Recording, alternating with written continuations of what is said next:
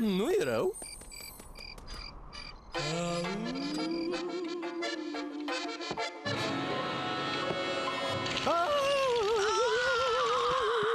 V-ați băgat în pat, dragilor?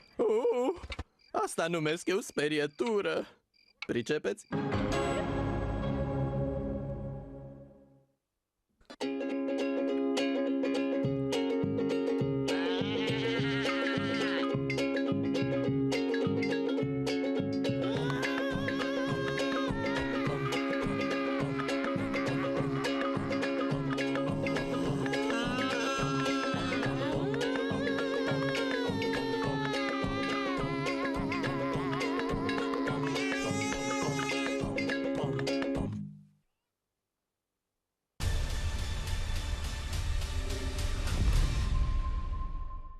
Printre toate fețele posomorâte, noi căutăm voia bună. Hai, scoate-o la iveală! Uite-o că vine! Râzi cu noi duminică. În fiecare duminică de la 20 la Warner TV. De data asta cu Slab de inimă.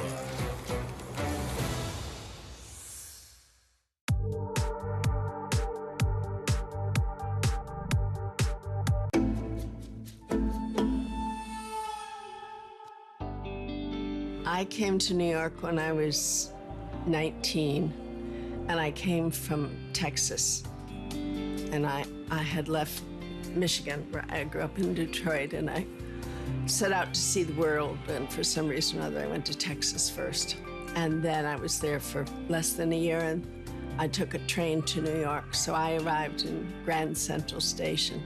I just couldn't believe it. I couldn't believe the people rushing and the crowds and the pace. And I remember I asked a man in a newsstand where something was, and he said, "Over there."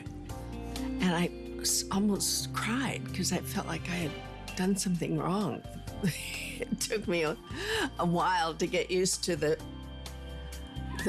form of friendliness in New York. It was rather brusque compared to Texas at that time. Well, growing up in Detroit, my opening to the rest of the world was the movies. And I remember the first time that I saw a film, I don't remember what the film was, but it took place in New York.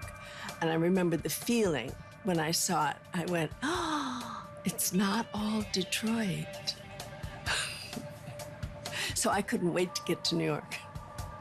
Well, when I first got to New York, I didn't have much money, so I kind of made do as best I could. But my first apartment that I got was in the first floor of Brownstone on 87th Street between East End and York.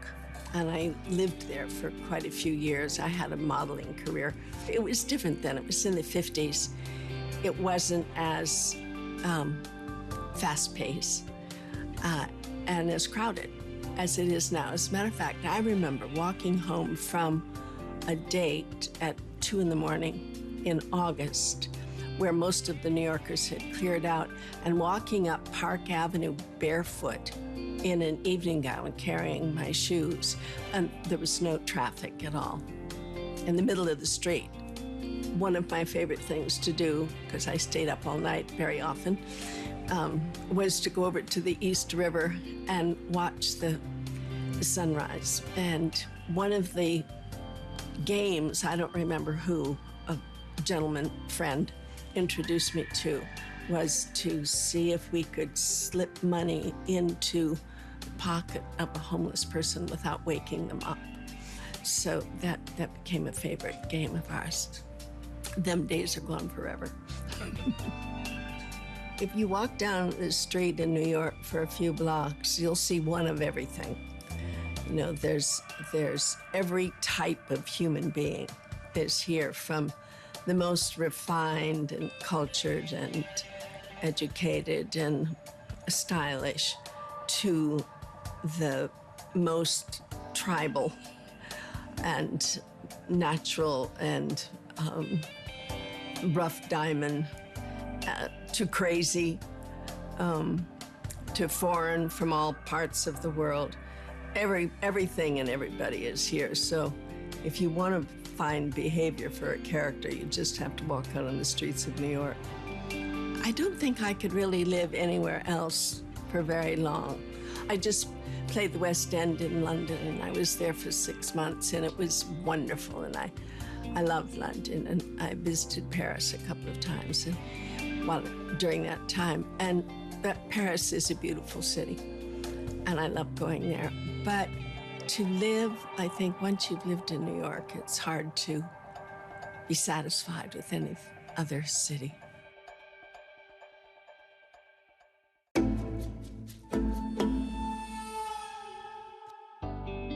Filmmaking is not its raison d'etre, you know. I mean, so you could shoot here and they enjoy it, but life goes on. They walk right by the camera. It goes on. You know, they're busy. We have things to do. People walking, they have a place to go to, except the tourists. They have a place to go to.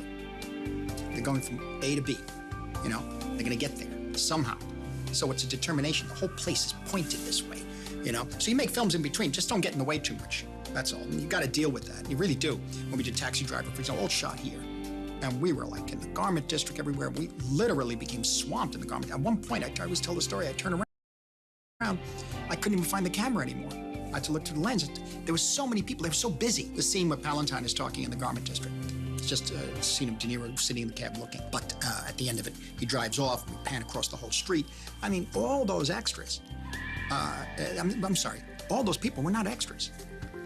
They're just too busy. We're very busy. We're doing our, you know, we have work to do. And so, in a way, that's the life of the city. Unele secrete se ascund printre tenebre. În fiecare joi din februarie, două povești născute din umbre te așteaptă. If nobody sees it, didn't happen. Când adevărul iese la iveală, oricine devine suspect. Privește. Pune totul la îndoială. În umbra adevărului. În fiecare joi de la 20:30 la Warner TV. De data asta cu crime moderne și afaceri murdare.